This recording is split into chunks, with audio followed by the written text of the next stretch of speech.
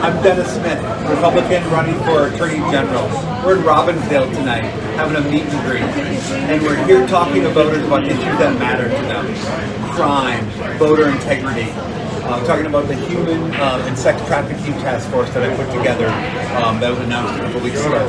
We're talking with voters about issues that matter because this next election is incredibly important. It's been 56 years since we've had a Republican Attorney General. We've seen what's happened to our state in the last couple of years, having the Attorney General power unchecked.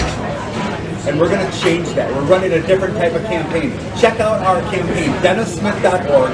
Follow us on social media. We're running a different type of campaign. We're going to win this election. So contact us on social media. Send me an email, dennis@DennisSmith.org. Join our campaign. Join our movement. We'd love to have you aboard. 100% voting record. 100% voting record. And the Bridge Bill, the chief author of the largest business tax cut in the history of Minnesota, passed significant, complex legislation, a skill that we need as our Attorney General. Now, our problems, they're not intractable. There are solutions, but we keep running the same type of candidate, the same type of campaign. Does anyone know here how many times statewide candidates have lost in a row? How many elections in a row have we lost our statewide candidates? No? A lot. Yeah, it's been 25. 25 times our statewide candidates have lost in a row. It's been 56 years since we've had a Republican Attorney General. 1966 was the last time we had a Republican elected Attorney General. That's way too long. And we see what's happened to our state with no diversity of thought in that office and how the Democrats have wrecked that office. That's going to change this year. This November, we're going to beat that streak. We're going to make it at least 1 out of 29 for our next 4. We're going to win because we're running a different type of campaign. There's 8 differentiating factors with our campaign. These are the reasons why we're going to win. Number 1, we need a candidate that can win the suburbs. I mentioned before that when I was in the Minnesota House of Representatives, that I represented Maple Grove and Osseo, a purple district, a quintessentially purple district. So purple that in 2016, Hillary Clinton beat Donald Trump in my district. She beat Donald Trump. Now, I beat her by almost 10 points. So that means that I have people vote for me that don't agree with me on every issue. I built that trust with the voters. I can do that in the suburbs. I'm a proven winner in the suburbs, the true battleground for this next election. Number 2, I have endorsements from over 25 of my colleagues in the Minnesota House and the Minnesota Senate. A huge number. They're supporting this campaign, very conservative and not so conservative members. And they're supporting our campaign because they know the type of Attorney General I can be, because I was that type of legislator where I pulled everyone together. I know how to solve complex problems. So we've been traveling the state. That's another reason. We've been in 81 counties since last June. 81 counties. We've been traveling the state. We've been going all sorts of places that statewide candidates have never gone before. Because every voice matters in Minnesota. Every single voice. We've seen how all of our voices have not been represented in the last couple of years before we've been here. You know, technology is playing a big role in our race. This is a big differentiating factor. We're using technology that's never been used before in a Minnesota statewide race. And this technology is exclusive to our Attorney General campaign. We've seen the Democrats use technology, this relational software, in the last couple of elections, and they've been beating us. They've had the advantage. When Congressman Paulson in CD3, or my district is not too far from here, lost in 2018, Dean Phillips, now Congressman Phillips, used 2 relational apps, 2 of them. This is a national trend using this technology. We have it. We have the Republican version in our race. It's changing how campaigns are ran. It's changing how we connect with people. If you want to hear more about this, ask a team member.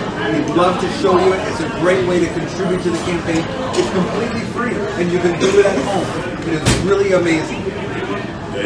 Also, my team. I built a veteran, accomplished team, and I'm proud of every single member of people on my team. That is making a difference. And also fundraising. We know that fundraising that campaigns need to have robust fundraising. And we've set a record. The last report that came out, we had more cash on hand than all of our competitors combined. More cash on hand than all of them combined. And we were tied with Keith Ellison. I mean, a 20-year incumbent in Congress and a 3-year attorney general, and we were tied on money raised and cash on hand with Keith Ellison. Now tomorrow more reports are going to come out, and it's going to be exciting because we've raised. I'm very proud of this. We've raised over $1 million in this race, more than any attorney general has ever raised in the history of Minnesota. It's truly remarkable the grassroots support that we have. We're very excited about that. So this race, we're going to change Minnesota. We're going to change the direction of our state and our country. And if you want to be a part of this race, let us know because we want your support. We want your help. Yeah. So I'm tough, I'm fair, and together we're going to get Keith Ellison out of Minnesota politics.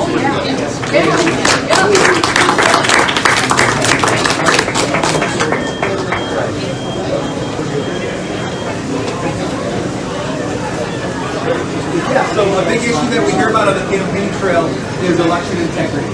And it's important that we need to make sure that our votes are counted at the ballot box. And we know that hasn't been the case. We know there's been fraud. And that's a problem. So what we're going to do is we're working on getting judges out to increase the judges. We had there was over 20,000 judges for Democrats out on the poll. 20,000. We only had 3,000 last election. So we're working on getting more of those out. But when I'm Attorney General, every single claim of election fraud will be looked into and investigated. Every single one of them. And if you break an election law, when I'm Attorney General, you will go to jail, period. Yeah, and we saw, Caroline just said that, reminded us about how Steve Simon in 2020, changed the election law by circumventing the legislature. He changed the law. It was a trick done through the court system. That's not right. We needed an Attorney General to stand up for our government, to stand up for each and every one of us. The current Attorney General did not do that. I will take that Secretary of State to court. I'll make sure everybody's vote counts. Everyone in our state gets to vote. We'll make sure that happens and our election laws are followed. What other questions are there for comments or questions? What about these small business people in greater Minnesota that were actually persecuted by Keith Ellison? What can you do for them? Yeah, I know it's really loud in here. We have so many people, so I'm going to repeat the question. The question was about what about all the small businesses in northern Minnesota and also southern Minnesota and Twin Cities that were prosecuted by our Attorney General? What can be done, for those? And one thing we can do is to make sure that the laws are applied evenly and fairly. We saw during COVID how some businesses were forced to be closed, like the local hardware store. Yet the big box retailer down the road was able to be open. So if we ever get in these emergency powers again, and I will do all I can as Attorney General to never let that happen. But if we're ever there, I'm going to make sure whatever laws that we're under are going to be applied equally to all citizens of Minnesota. Because that hasn't happened, and that needs to.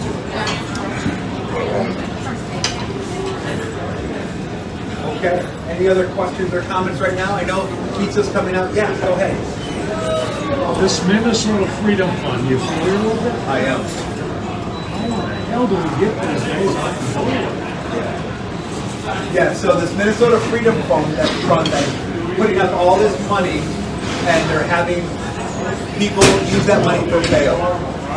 And we have a real problem with this because the Attorney General's office is oversight for all of the charitable contributions, for all the charitable organizations.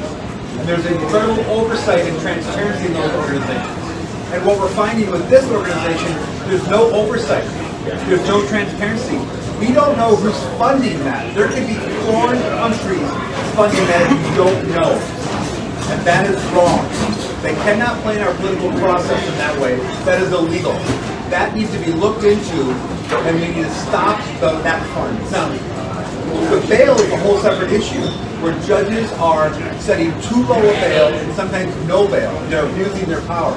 And we will hold those judges accountable. When I'm Attorney General, I will call out those judges. I'll speak to them privately first, trying to get them to do the right thing. And if that doesn't work, I'll have a press conference. I'll use the bully pulpit of the Attorney General's office. And we'll call out those judges because we see these repeat crimes that are being done by these people that are, it's a revolving door in our judicial system. And that's an important part of it, about making sure that the bail is being paid by people that we should have transparency in that.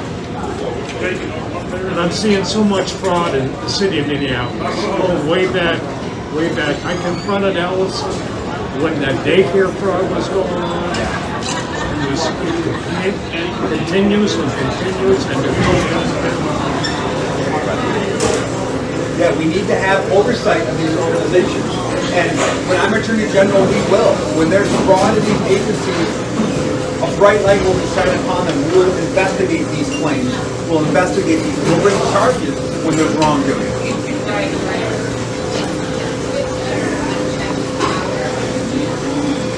Yeah, 56 years of contract power, yes. what's that? 56 years of contract power. That's why, you know, you can do whatever you want. And there's no, we don't have incentive to say, wait a minute, you know. Yep. Okay.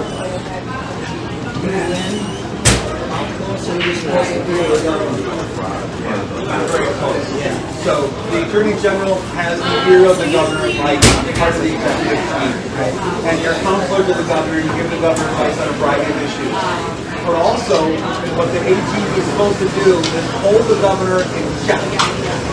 Our government system that we've created, that's been given to us by our forefathers, has checks and balances in it. And when you have an Attorney General and a governor of the same party, and there's no integrity in that office, when the governor does something that goes unchecked by the Attorney General, that won't happen. A good example was the mask mandates.